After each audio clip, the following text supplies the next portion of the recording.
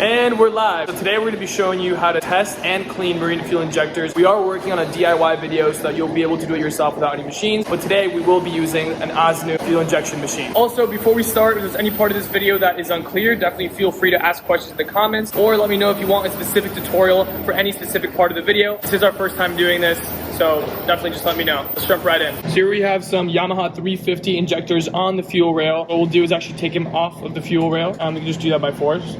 Just slip them off. Sometimes it will be a little bit harder to take off, and so you might want to use some specialized tools. For the most part, you can just squeeze them out, usually without any problems. Now that we have them all out, we're about to mount them on the fuel injector test bench to see how these injectors are performing. So to do that, we'll need the adapters. And so to mount the adapters, what you can do is you can dip the tip of the injector in ultrasound cleaning fluid. And that way you can just slip them right in. So I'm going to go ahead and set them all up like that so we can actually put them on the test bench. Now we have the adapters on all of the injectors and they're ready for the bench. So to mount them on the test bench, do it as follows. I'm going to put one in. Now that they're all loaded up on the test bench, we'll use our harness to actually simulate what these injectors are doing inside of your engine. So basically giving them power so we can test them. Now that we have them all on the test bench, we'll use our test fluid line to actually be able to get some test fluid running to these injectors. So first what we'll do here is actually go to resistance test. It'll actually tell us the resistance of each injector, and we should be listening for clicks. If an injector isn't clicking, it's probably clogged. There's nothing going through. All right, so let's begin. Turn that on, we can actually see that the injectors are indeed clicking. And if we look down here, we see that they all are giving us resistance. So that means that they're all functioning electrically correctly, which is good. So now that we know that all the injectors are functioning well electronically, we'll go to 4, which is flow, and it's spray pattern test. We can play with the RPM to see how the injectors are performing at different RPMs inside of your engine. So we'll give that a go. All right, so we're gonna go for it. We're starting at 600 RPM. We see one injector that looks like it's leaking. That could be a leak. Keep going. That's 2,500 RPM. Keep going. 5,000 RPM. Keep going. Take it to 10,000 RPM.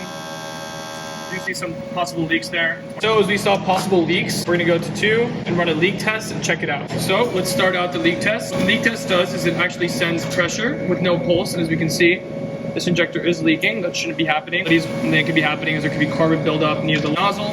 So we will be going through and cleaning these injectors to show you guys how we do it. Now let's bring them down to run a flow test. We'll see how much these injectors are actually filling up the cylinders to see how they're performing at the moment. To run the flow test properly, we're gonna go in mode 1, flow, and we're gonna run it. I'll show you guys that now. So here we are running the flow test. These should fill up to around 120, so we'll see what part of the cylinder they get to. Okay, so we can see that they're around 80, all of them actually, which is interesting. They should be around 120, so we'll check it out after we clean them. This also does make sense because this Yamaha was experiencing loss of power, so that likely explains it. Now let's move into the test bench, remove the wires, test fuel line, like so. And after that, we will bring this up so we can actually take them off of all of the adapters. So now what I've done is remove all of the adapters again. We're gonna go ahead and proceed to ultrasound cleaning now. So what we'll do is place them in the ultrasound fluid, and after that we will attach the lines again. I'll go ahead and do that. So now that you have them all neat with the wiring in place, we will go down here and go down to number 5, which is clean, and start running them.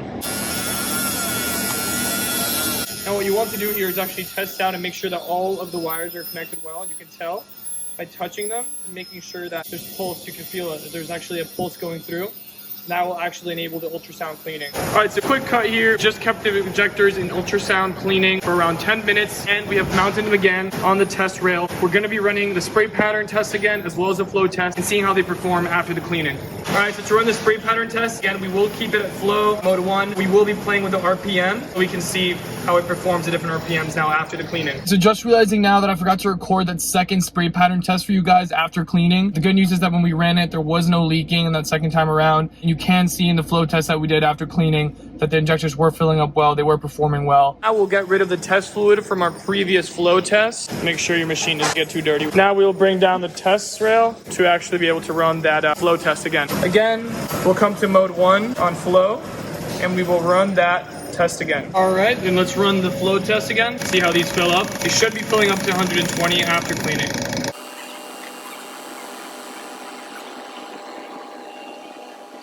All right, and there you have it. They are all basically up to 120. That seems right about perfect. So that's good. Good news for the injectors. All right, now let's take them off of the test rail and we will replace the filters as well as the O-rings and the spacers. So I'll show you guys how to do that.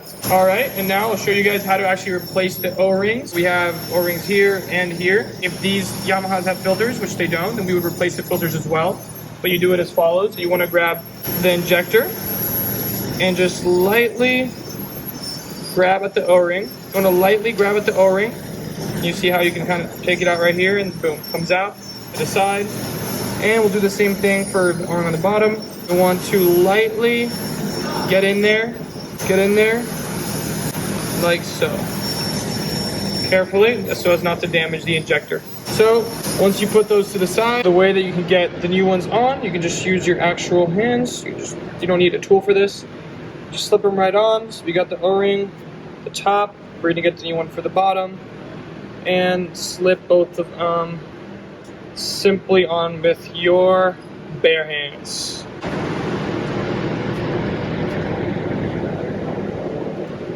All right, there we go. We replace the O-rings, make sure that is sealed tight and well. And there you have it, guys. Injectors are all clean. They're performing well. We flow tested them, did some spray pattern testing, replaced the O-rings, and they're good to go. Guys, so let me know what you thought about the video. Let me know what other video ideas you have. If there are any specific tutorials you want to see or any specific injectors you want us to see clean. We will be coming out with a DIY video coming soon, so I'll catch you guys next time.